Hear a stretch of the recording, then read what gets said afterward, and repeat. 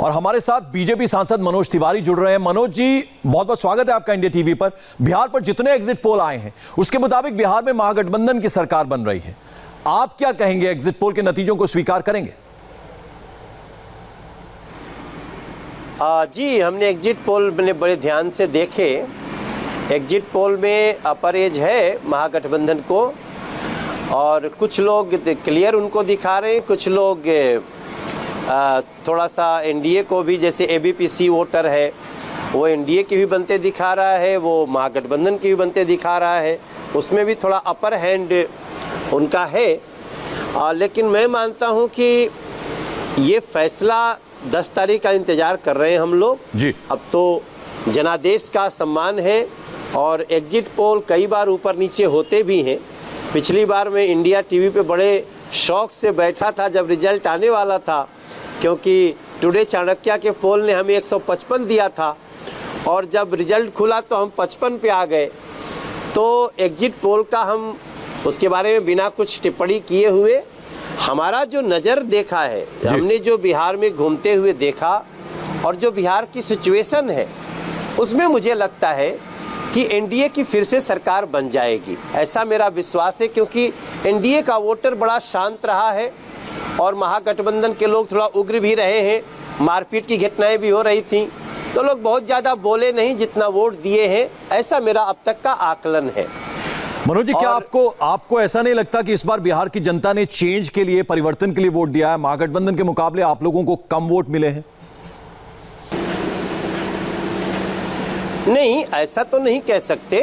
अगर हमको कोई सर्वे 118-20 तक दिखा रहा है तो वोट तो मिले ही हैं। हमने 57 रैलियां करी हैं पंकज भाई जी, लेकिन हमें अभी अंतिम रिजल्ट का इंतजार करना है, ये मानते हुए कि एग्जिट पोल में थोड़ा अपर पोजीशन है महागठबंधन की। लेकिन मेरा मन कहता है कि हम लोग 10 तारीख का इंतज़ार करें। अब तो एक दिन की और बात है, और जनादेश जो भी हो उसको स्वीकार करना चाहिए। अच्छी बात है कि अभी कोई ईवीएम के ऊपर नहीं टूट रहा है। अच्छी बात है राहुल गांधी जी और महागठबंधन के लोग वो ईवीएम पे अटैक नहीं कर रहे हैं, और मेरा मानना है कि जो भी निर्णय हो उसको स्वीकार करना चाहिए। बिहार को आगे बढ़ना चाहिए। बिहार में अब वापस से जातिवाद और संप्रदायवाद ये सब नहीं होना चाहिए। वास्तव में बिहार के इस जगह की उड़ान को आगे बढ़ाने वाली जो भी सरकार बनती है उसको ध्यान देना चाहिए। मनोज जी, आपको नहीं लगता कि नीतीश कुमार से बिहार के लोग नाराज थे और इसका खामियाजा कहीं ना कहीं एनडीए को उठाना पड़ सकता है? नहीं पंकज जी, आपने ठीक कहा, कई जगह हम लोगों को भी ऐसा देखने को मिला।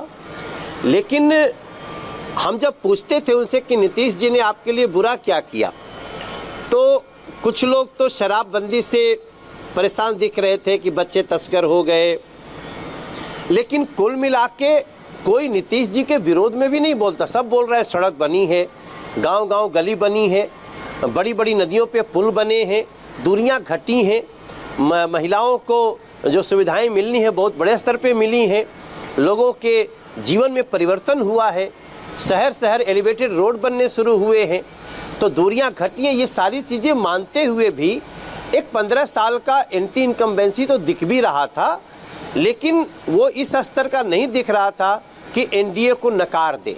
इसलिए मेरी आशा बनी हुई है, और इस आशा पे हम सभी को इंतजार करना। और जैसा मैंने पहले भी कहा जी कि जनादेश का सम्मान करना है, किसी के पक्ष में रिजल्ट हो उसको स्वीकार करना चाहिए। मनोज भाई, आपको लगता है कि तेजस्वी यादव ने जो 10 लाख नौकरी, सरकारी नौकरी का वादा किया था, वो बिहार के जो यूथ है उसको पसंद आया और युवा वर्ग ने जमकर तेजस्वी को वोट दिया है?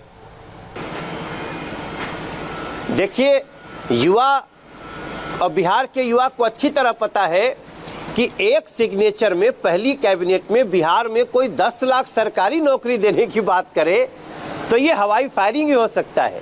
अब उसके असर में युवा जाएगा मुझे नहीं लगता है, क्योंकि सबको पता है कि जो तेजस्वी बाबू की जो बातें हैं वो थोड़ी बेसिर पैर की लगी।